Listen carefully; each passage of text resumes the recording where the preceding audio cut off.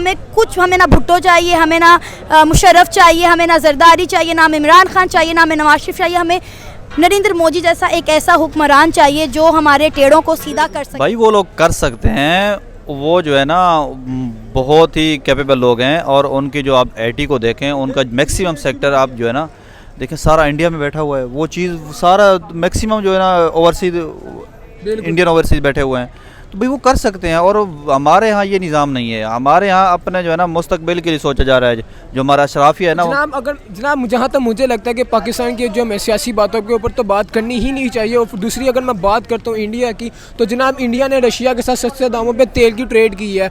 हमने ये सुनने में तो बहुत आता है कि ट्रेडिंग डॉलर से होती है, बट अब इंडिया ने रिसेंटली अपनी रुपये में ट्रेडिंग की है। जनाब इससे डॉलर का क्या इम्फेक्ट पड़ेगा रशिया के ऊपर, उसके अलावा बाकी ममालिकों पर?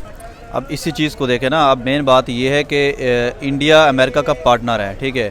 उसने फिर भी उस चीज़ को बाला ताक रखते हुए उसने रशिया के साथ ये मुआहदा किया, और रशिया ने हमें भी ऑफ़र किया था, तेल भी ऑफ़र किया, सारा कुछ किया था।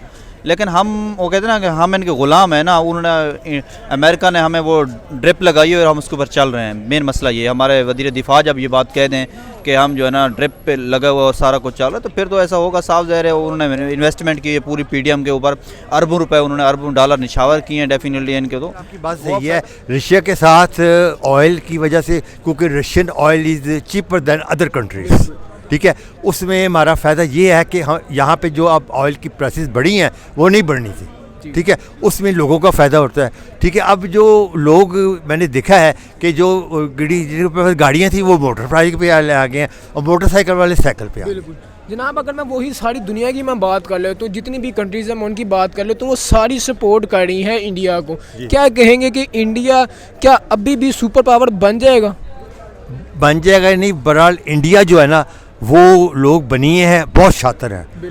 वो हम लोग तो उनके बराबर में कुछ भी नहीं है, वो तो आपको खड़े खड़ाए बेच देंगे। वालेकुम अस्सलाम। क्या हाल आपका? मैं ठीक, आप कैसे हैं? शुक्र अल्लाह का। आपका नाम? सनामजद। सनामजद। अगर मैं बात करता हूँ इंडिया की, तो हमने ये तो सुना था कि इंडिया उभरता हुआ सितारा, बट हमने रिसेंटली अभी ये न्यूज़ सुनी है कि जो ईरान है वो इंडिया से कह रहा है कि आप अपनी जो मशी हालत है, आपकी जो करेंसी है उसको बेहतर कर ले, आप अमेरिका डॉलर को भी बीट कर देंगे। क्या कहेंगे आप? ये हमें होता हुआ नज़र आ रहा है। अब आप देखें कि रशिया पर पाबंदियों के बावजूद भी इंडिया ने रशिया से तेल ख़रीदा, रिकॉर्ड तोड़ उन्होंने रशिया से तेल ख़रीदा, इतना तेल ख़रीदा कि रूस जो है वो चौथा ट्रेडिंग पार्टनर बन चुका है इंडिया का, ठीक है। और आप यकीन करें कि मतलब लाइक समझ से बाला तर है कि हम आज तक 30% ऑफ पे क्या फुल कीमत पर भी तेल नहीं सके रशिया से। और आप देखें कि पाकिस्तान में पेट्रोल की कीमतें कितनी ज़्यादा बढ़ती चली जा रही हैं, और इंडिया जो है वो खाम तेल ख़रीदा है, मतलब कि 4 किस्म का तेल है, मतलब हम इसे मिट्टी का तेल, पेट्रोल और हर किस्म का तेल जो है निकाल सकते हैं, और इंडिया ये कर रहा है। पेट्रोल तो छोड़े, वो अपना एथेनॉल यहाँ तक के बना रहा है। बिल्कुल ऐसे ही खाम तेल लेने का फ़ायदा ये है ना। लेकिन हम लोग क्या कर रहे हैं, हम लोग यहाँ पर आवाम को इतना महंगा पेट्रोल दे रहे हैं, क्यों? क्योंकि उसकी वजह यह है कि हम रशिया से जो है तेल आज तक सस्ते दामों के पूरे पैसे देकर भी ले ही नहीं पाए। अगर मैं वही बाकी मुल्कों की बात करता हूँ, मेरे सुनने में ये है कि बाकी जितने भी मुल्क हैं, अगर मैं कंट्रीज़ की बात करूँ तो वो सारा जो कंट्रीज़ हैं इंडिया का साथ दे रही हैं, जिससे इंडिया की मुआशी हालत को बहुत ज़्यादा असर पड़ेगा। भाई इंडिया बहुत बड़ी मार्केट है, और ये पूरी दुनिया को पता चल चुका है। हर दुनिया हर तरह से इंडिया से बहुत ज़्यादा फ़ायदा गेन कर रही है। अब आप देखें कि कोई एक ऐसा मुल्क, कोई मुस्लिम ममालिक बता दें जिसकी इंडिया के साथ ना बनती हो, सिवाय पाकिस्तान के। एक बेवकूफ़ हम ही हैं और हमारे हुक्मरान ही हैं जिन्हें अभी तक ये पता नहीं चला कि हमें इंडिया के साथ ट्रेड करने से या इंडिया के साथ अपने ताल्लुकात बेहतर करने से कितना फ़ायदा होगा। पूरी दुनिया इंडिया से, इंडिया की इकॉनमी से, इंडिया की पॉपुलेशन से फ़ायदा उठा रही है। हर बड़ी से बड़ी कंट्री अपनी बड़ी से बड़ी फैक्ट्री, उसके प्रोडक्शन बेस जो है वो इंडिया में लगाए हुए है। यहाँ तक कि जितनी चाइना में प्रोडक्शन बेसिस थी मोस्टली बड़ी, यहाँ तक कि सेमीकंडक्टर, ताइवान से सेमीकंडक्टर की फैक्ट्री उठ के जो है वो इंडिया में लगा दी गई है। हर बंदा, हर कंट्री इंडिया से फ़ायदा। अब छोटी सी एग्जांपल आपको दे दूँ, आपको पता है कि इस साल G20 की मीटिंग जो है वो इंडिया होस्ट कर रहा है। इस वक्त वहाँ पे 20 बड़ी इकॉनमी गई हुई हैं, और सब वहाँ पे इतने अच्छे तरीके से होली सेलिब्रेट कर रहे हैं, इंडिया के कल्चर में रंगे हुए हैं, और यकीन करें देखकर बड़ा मज़ा आ रहा है। लेकिन अफसोस ये है कि पाकिस्तान में हमने आज तक ना ऐसा कुछ देखा है, और ना ही कुछ देखने के चांसेस है। वहाँ पर UK का, ऑस्ट्रेलिया का, इटली का, किन कंट्री के जो हैं वो पॉलिटिशियंस आए हुए हैं, एक दूसरे को रंग लगा रहे हैं, नाच रहे हैं, गा रहे हैं, खा पी रहे हैं, मतलब होली के रंग में रंगे हुए हैं। यहाँ तक कि आपको पता है कि वहाँ पे यूके का जो है फॉरेन मिनिस्टर ऑटो रिक्शा में सफ़र कर रहा है बुलेट प्रूफ गाड़ियों को छोड़कर। मतलब लाइक देख के हैरानगी हो रही है। फिर हम बाद में कहते हैं जी इंडिया तो अपना सॉफ्ट इमेज क्रिएट करने की कोशिश कर रहा है। भाई वो कोशिश तो कर रहा है। भाई वो लोग कर सकते हैं, वो जो है ना बहुत ही कैपेबल लोग हैं। और उनकी जो आप आईटी को देखें, उनका मैक्सिमम सेक्टर आप जो है ना देखें सारा इंडिया में बैठा हुआ है। वो चीज़ सारा मैक्सिमम जो है ना ओवरसीज इंडियन ओवरसीज बैठे हुए हैं, तो भाई वो कर सकते हैं। और हमारे यहाँ ये निज़ाम नहीं है। हमारे यहाँ अपने जो है ना मुस्तकबिल के लिए सोचा जा रहा है। जो हमारा अशराफी है ना जनाब जहाँ तक मुझे लगता है कि पाकिस्तान की जो हमें सियासी बातों के ऊपर तो बात करनी ही नहीं चाहिए। और दूसरी अगर मैं बात करता हूँ इंडिया की, तो जनाब इंडिया ने रशिया के साथ सस्ते दामों पे तेल की ट्रेड की है। हमने ये सुनने में तो बहुत आता है कि ट्रेडिंग डॉलर से होती है, बट अब इंडिया ने रिसेंटली अपनी रुपये में ट्रेडिंग की है। जनाब इससे डॉलर का क्या इम्फेक्ट पड़ेगा रशिया के ऊपर, उसके अलावा बाकी ममालिकों पर? अब इसी चीज़ को देखें ना, अब मेन बात ये है कि इंडिया अमेरिका का पार्टनर है, ठीक है। उसने फिर भी उस चीज़ को बाला ताक रखते हुए उसने रशिया के साथ ये मुआहदा किया। और रशिया ने हमें भी ऑफ़र किया था, तेल भी ऑफ़र किया, सारा कुछ किया था। लेकिन हम वो कहते हैं ना कि हम इनके ग़ुलाम हैं ना। उन्होंने अमेरिका ने हमें वो ड्रिप लगाई है और हम उसके ऊपर चल रहे हैं। मेन मसला ये है। हमारे वज़ीर दिफा जब ये बात कह दें कि हम जो है ना ड्रिप पे लगा हुआ और सारा कुछ चल रहा है, तो फिर तो ऐसा होगा, साफ ज़ाहिर है। उन्होंने इन्वेस्टमेंट की है पूरी पीडीएम के ऊपर, अरबों रुपए उन्होंने अरबों डॉलर निछावर किए हैं डेफिनेटली इनके, तो वो आप फ़ायदा उठाएंगे। इंडिया की सियासत के बारे में आप क्या सोचते हैं? यार इंडिया की सियासत एक डिफरेंट अंदाज में है यार। ठीक है, वो सियासी लोग जो है उनके पॉलिटिशियन आपस में लड़ते रहते हैं, उनके लाख इख्तलाफात हों, लेकिन जो पॉलिसी बनाते हैं ना अगले 8 साल या 10 साल या 15 साल की, तो उसको कंटिन्यू करते हैं। ठीक है, हमारे यहाँ ये निज़ाम नहीं है। इस तरह की policy for example economic policy है उनकी, ठीक है, तो वो जो भी उनकी हुकूमत आएगी ना, वो उस पॉलिसी को कंटिन्यू करेगी, आगे चलाएगी। सियासी इख्तलाफ उनके जो भी होंगे। और हमारे यहाँ ये नहीं है। हम सोचते हैं यहाँ जो प्रोजेक्ट लगाते हैं ना 2 से 3 साल का, कि लग जाए फ़ौरन और उसके बाद हम इलेक्शन में जाके वो दिखाएं। ठीक है, ये हो गया, चाहे 2 साल बाद फिर वो ख़त्म भी हो जाए। जनाब अगर मैं बाकी कंट्रीज़ की बात कर लूँ, तो चाहे मैं रशिया की बात कर लूँ, ईरान की बात कर लूँ, सऊदीया की बात कर लूँ, तुर्की की बात कर लूँ, इसके अलावा बाकी भी कई ममालिक हैं, उन सब ने इंडिया के ऊपर बहुत ज़्यादा जोर दिया, उसको उनकी इकोनॉमी को बहुत ज़्यादा बूस्टअप किया। उसने ये कह दिया कि जहाँ तक है अमेरिका सुपर पावर है, आपको भी आइडिया, मुझे भी आइडिया, बट उन लोगों ने ये कहा है कि हम इंडिया को भी सुपर पावर बना के रहेंगे, अमेरिका की आंखों में आंखें डाल लेंगे।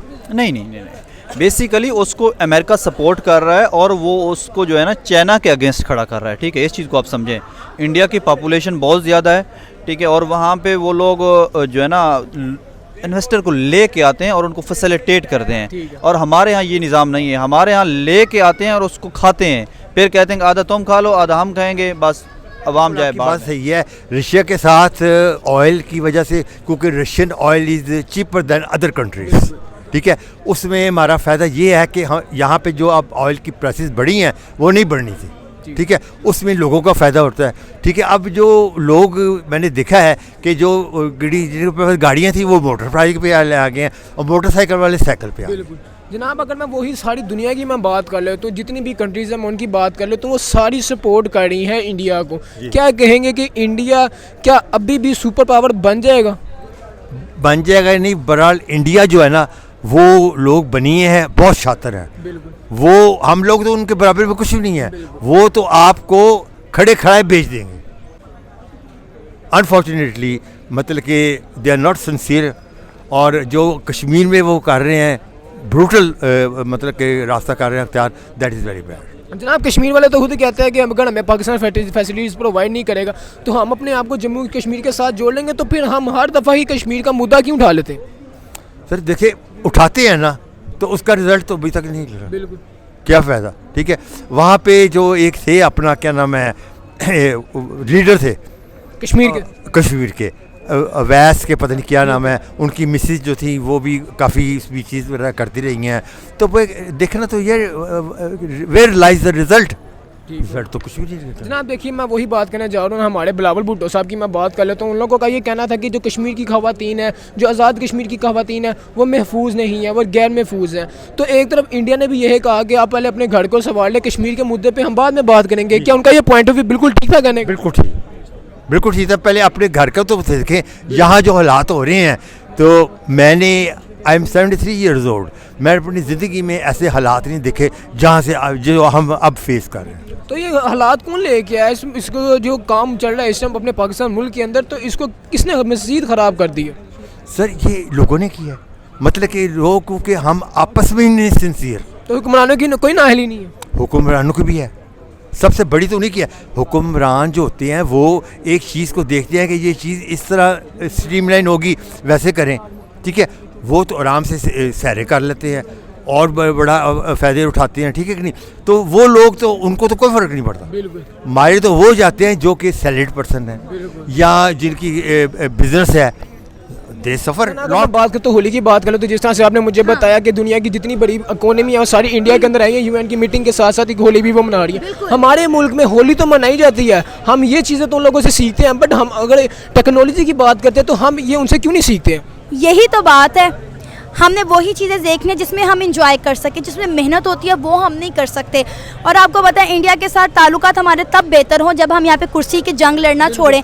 हमें तो अभी ये पता है कि हमें मुल्क का प्राइम मिनिस्टर बनना है। भाई मुल्क के प्राइम मिनिस्टर बनने के लिए आपको कुछ तौर तरीके अपनाने पड़ते हैं। आप देखें तीसरा टर्न्योर कहा जा रहा है कि नरेंद्र मोदी का होगा, उनके 2 टर्न्योर आप देख लें कि उन्होंने कितनी काबिलियत से गुजारे हैं कि इंडिया पूरी दुनिया में इंडिया अगर आज आप और मैं यहाँ खड़े होकर इंडिया की बात करें ना तो मेरा ख्याल है इंडिया की बहुत बड़ी जीत, इंडिया की बहुत बड़ी कामयाबी है कि पाकिस्तान में इंडिया की कामयाबी पर बात की जा रही है। तो मेरा ख्याल है हमें ये कुर्सी की जंग छोड़ कर ना सीखना चाहिए। आप कामयाबी की बात करती हैं, हमारे मुल्क के अंदर जो कुछ लोग हैं वो यहाँ तक ये कहते हैं कि हमें ना तो इमरान खान चाहिए, ना तो शहबाज शरीफ साहब, ना तो नवाज शरीफ साहब, हमें तो पीएम मोदी चाहिए। यहाँ तक कि कुछ लोग बिल्कुल ऐसा ही, मैंने ये इंटरव्यू किया था आबिद भाई का, उन्होंने यही कहा था कि हमें ना भुट्टो चाहिए, हमें ना मुशर्रफ चाहिए, हमें ना जरदारी चाहिए, ना हमें इमरान खान चाहिए, ना हमें नवाज शरीफ चाहिए, हमें नरेंद्र मोदी जैसा एक ऐसा हुक्मरान चाहिए जो हमारे टेढ़ों को सीधा कर सके।